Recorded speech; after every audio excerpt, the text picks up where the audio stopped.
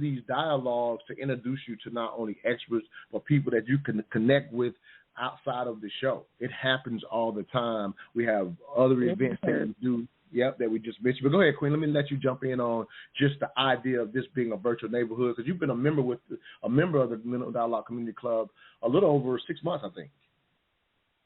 Yeah, I think I joined sometime in the summer, and I just feel like it's a great opportunity to hear different topics that you probably, I feel like some of the things are things that we hear about on social media, but other questions are questions that really engage us and cause us to think and really formulate an opinion on something that maybe we haven't thought about in a while, or even challenge ourselves to see if our opinion has changed. And so many topics that come out that we talk about that are really going to give you the opportunity to just really think and really try to engage in the conversation. Like you mentioned, Montoya, people have differing opinions when they come on the show, so it's always interesting to hear how their experiences have shaped their opinions, and you get to hear that, right? Because oftentimes the people around us generally share the same opinions, or we agree to disagree, and then we don't get to engage in those conversations anymore. It becomes kind of stale to us. So this is a great opportunity to freshen up these conversations or hear a different perspective and hear it from people all over the world.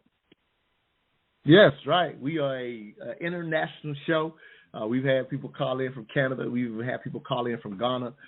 So that's always cool. We know they're on different timelines, so when we catch people like that.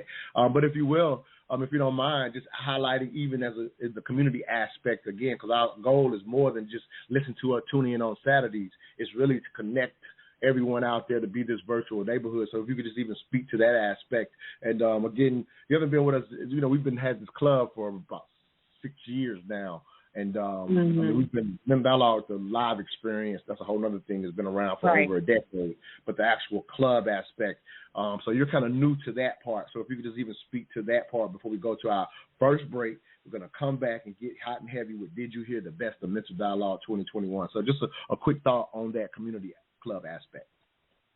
I think it's amazing. I think that because right now, oftentimes, like, you only have community if you already have it established, and Mental Dialogue gives you the opportunity to create new community, right? Because, Montoya, you're great at finding people that do certain things and connecting them with the people that need that thing or can help expand that thing. So it's just been a great opportunity to create all of these new connections and learn about people and really pour into their businesses and pour into their visions and really see it come to life and give them new ideas, give them new perspectives. So just that ability to connect, I know for my business and the people that I'm working with now is completely different from where I was last year. So, it's a great starting point to just branch out and create community. And I don't think we have that opportunity enough with how things are going in the world in terms of technology and all of that. So it's a great opportunity to create